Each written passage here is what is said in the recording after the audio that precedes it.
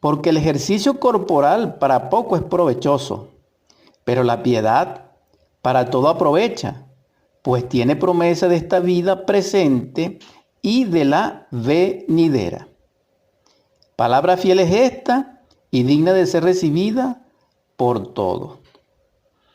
Entonces, en esta palabra última a Timoteo, también comprendemos en un nivel de interpretación de que la piedad tiene como fundamento la acción, el ejercitarse, porque las buenas intenciones no son juzgadas ante Dios, ante la balanza cósmica, que es la vestidura del Cristo, del Padre, como testigo y testimonio. Se requiere de los hechos, se requiere de la acción. Por eso, un hombre se conoce por sus hechos, por sus obras. Tal obra, tal hombre.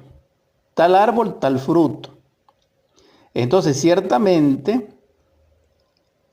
la piedad es manifiesta en hecho, en voluntad manifiesta de acción. Por eso hay una relación, repito nuevamente, entre la voluntad y la piedad. Ahora bien, en sí, ¿por qué planteamos esta palabra piedad dentro de los misterios de la luz? Porque a través de ella nos conectamos con la misericordia. Y todo aquel aspirante a la luz que juzgue será juzgado. Cualquier aspirante a la vida cristiana que juzgue también será juzgado. Entonces necesitamos comprender de que no podemos nosotros, los que aspiramos a la luz, colocarnos bajo la ley. No. Todo aquel que aspira a la luz, todo aquel que se inicia en los misterios crísticos y permanece en él, debe de resguardarse, debe vivir bajo la égida de la misericordia. Dijéramos más bien en este caso, de la rosa de la misericordia, de la gracia de la misericordia, no de la ley, no de la justicia, porque la misericordia en sí es más que la justicia, porque es la divina piedad o es la divina impiedad de la ley. Si comprendemos eso, nosotros actuaríamos en sí mismos y por nuestro semejante en vivencia social, considerándole. Es decir, que simplemente por comprensión, nosotros consideraríamos a nuestro semejante como a nosotros mismos, porque tenemos piedad. Y al tener piedad, entonces, nuestro corazón en gozo por gratitud a Dios y su divinidad, se relaciona en amor, en misericordia, en bondad, en compasión, en tolerancia con nuestro semejante. Y en la medida que su conciencia vaya despertando, esa piedad se va exaltando, se va desarrollando. Y en ese desarrollo se perfecciona y en ese perfeccionamiento tiene acceso a los misterios de la piedad. Porque en sí, la piedad es el espíritu de misericordia de Dios manifiesto a nosotros, las personas, los hombres, dijéramos por respeto, porque ya sabemos que somos animales intelectuales o personas, que todavía no somos hombres, pero necesitamos de amarnos a sí mismos. La solución de todos los problemas, conflictos, dificultades del mundo están en cada uno de nosotros adentro y devienen del ego, de sus funciones perniciosas e impías.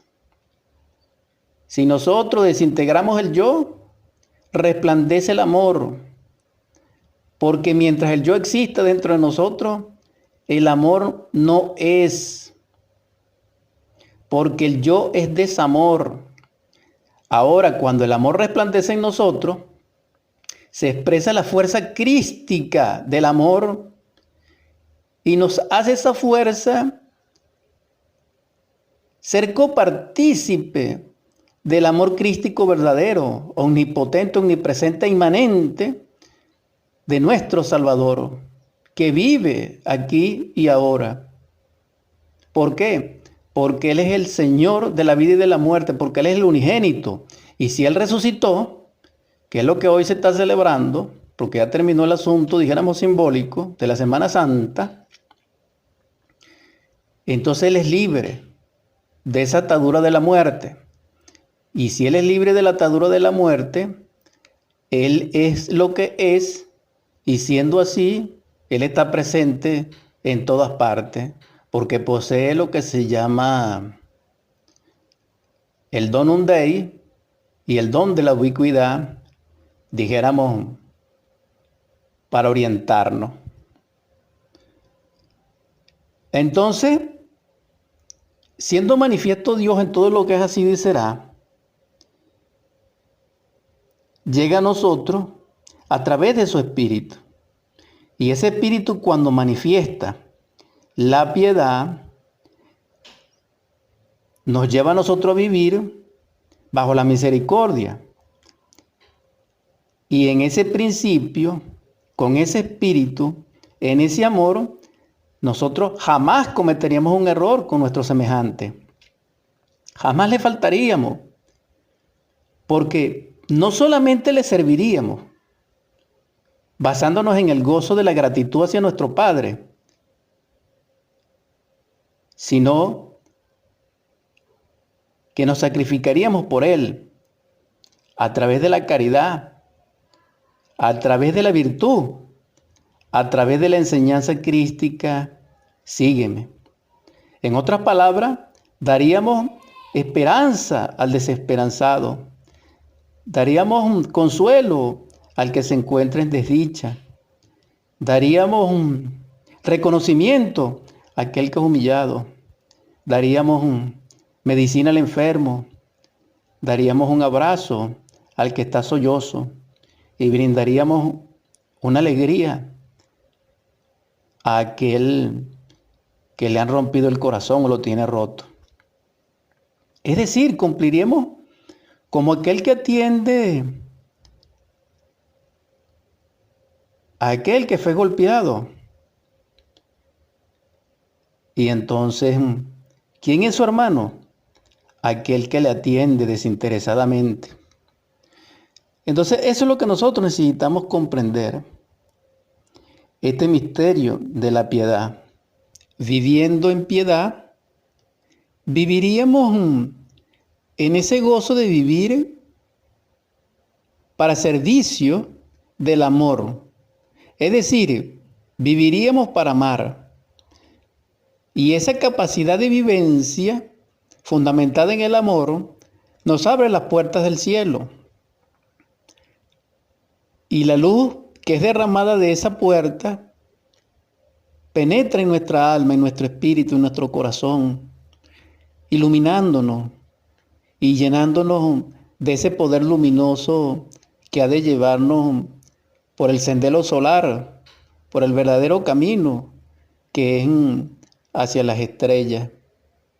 Es decir, hacia nuestro propio ser, hacia nuestra divinidad interior, que es nuestro divino Elohim, Padre Madre, y que también es nuestro Cristo íntimo, porque solamente Él es el rayo que dimana de ese sol que es nuestro Padre. Esto es alegóricamente hablando para que podamos así ser partícipes de la luz. Entonces la piedad sería en sí la capacidad de vivir conscientemente a la conciencia de nuestros hermanos, a la conciencia de la naturaleza y a la conciencia de Dios. Entonces la piedad nos uniría en hechos a la conciencia. porque el espíritu de la piedad es el misterio develador de Dios para que con sus gracias nos lleve a nosotros a su realidad. Es el que nos va a unir en sí a través de la acción. ¿Por qué? Porque la piedad es esa virtud en acción. Es decir, es nuestro Cristo interno que liberó el amor en nosotros para amar a nuestros hermanos, y ese amor es en acción. Ese amor no es intencional, no es de buena fe, no es un propósito, sino que también, aparte de todo eso, es un hecho contundente y definitivo. Entonces, en ese sentido, quería expresar la palabra referente a la piedad, pero haciendo mayor énfasis a que vivamos bajo la misericordia, porque ella nos va a permitir que Dios y que su divinidad, en justicia, en ley, sea para con nosotros misericordioso. Pero todo aquel que vive bajo la ley, es decir, bajo la justicia, entonces será demandado por la divinidad de Dios en justicia, justamente. Y ninguno de nosotros puede soportar ello, porque ninguno de nosotros es justo. Esta palabra, hermanos, hermanas, es para exhortarles a que renunciemos a ese defecto que nos caracteriza, que juzga a nuestros hermanos, que critica a nuestros hermanos, que vitupera a nuestros hermanos.